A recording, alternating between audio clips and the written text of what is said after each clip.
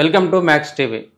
సమాజంలో జరుగుతున్న అన్యాయమైన సంఘటనల పట్ల ప్రముఖ న్యాయవాది వేదుల విజయలక్ష్మి గారిని అడిగి వారి స్పందనను తెలుసుకుందాం. నమస్కారం. ఈరోజు భారతదేశంలో సనాతన ధర్మం పేరు చెప్పుకొని కొంతమంది అంటే కొండల్లో కోనల్లో అజ్ఞాతవాసం గడుపుకుంటూ దేవుడి సేవ చేసుకునే వాళ్ళు కొంతమంది ఈరోజు మేము సమాజాన్ని ఉద్ధరిస్తాం అనే పేరుతో సమాజంలోకి వచ్చి సమాజాన్ని పెడదోవ పట్టించే విధంగా ప్రవర్తిస్తున్నారు. ఎగ్జాంపుల్గా చెప్పుకోవాలంటే అఘోరా అనే ఒక వ్యక్తి, ఒక స్త్రీ వచ్చి నేను అఘోరిని అని చెప్పుకొని నగ్నంగా తిరుక్కుంటూ నేను మనిషి మాంసాన్ని భక్షిస్తున్నా, నేను నా పూజ నిమిత్తం చేస్తున్నా అనేది ఈ చెడు ప్రచారం చెప్తుంది. దీని మీద న్యాయస్థానం కానీ పోలీసులు కానీ ఏమైనా చర్య తీసుకునే అవకాశం ఉంటుందా? అలా తిరగొచ్చా? అలా తిరగకూడదు. ఫస్ట్ నెక్స్ట్ ఏంటంటే ఏ న్యాయస్థానానికి కానీ ఏ పోలీసులకు కానీ వాళ్ళ మీద యాక్షన్ తీసుకునే ఎటువంటి హక్కు లేదు. ఎందుకంటే ఇది ఒక సనాతన ధర్మానికి సంబంధించిన విషయం. అందుకని ఇందులో న్యాయస్థానాలు జోక్యం చేసుకో.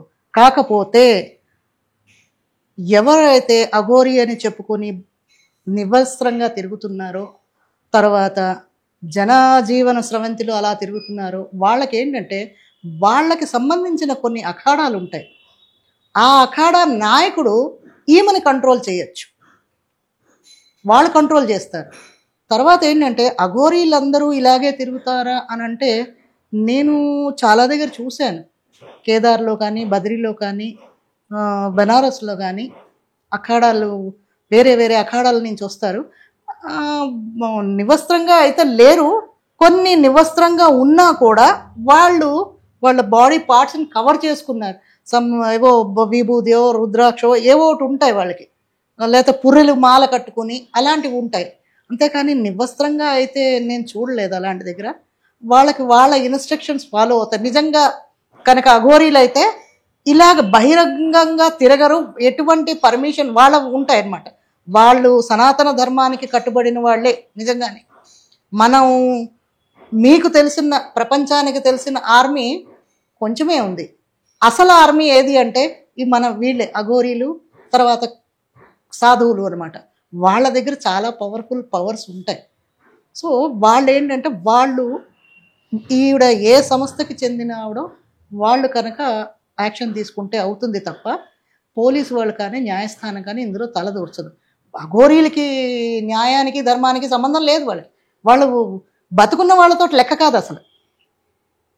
అఘోరీ అంటేనే చనిపోయిన వ్యక్తితో లెక్క. చనిపోయిన వాళ్ళ మీద మీరు ఎలా కేసు బుక్ చేస్తారు? అయితే మీరు అన్నది కరెక్టే. ఇప్పుడు ఆమె ఏం చెప్తుందంటే నేను మనిషి మాంసాన్ని భక్షిస్తానని మీడియా ముఖంగా చెప్తుంది, వారానికి ఒక్కసారి తింటానని చెప్తుంది.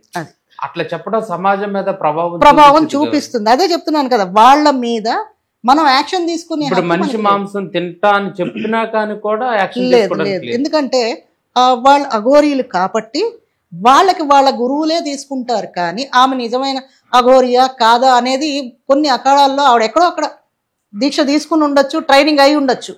సో వాళ్ళకి ఇవి తెలుస్తుంది, మీ మీడియా వల్ల లేదా ఏదో ఒక రకంగా తెలుస్తుంది. వాళ్ళు ఏమైనా యాక్షన్ తీసుకుంటారు కానీ న్యాయస్థానం దీంట్లో తలదూర్చదు. ఎందుకంటే ఒక ధర్మానికి ఒక సాంప్రదాయానికి సంబంధించిన విషయం కాబట్టి చాలా సెన్సిటివ్ ఇది. అందుకని ఇలాంటి దాంట్లో మాత్రం చట్టం తల దూర్చదు. చాలా చక్కగా చెప్పారు మేడం. Thank you.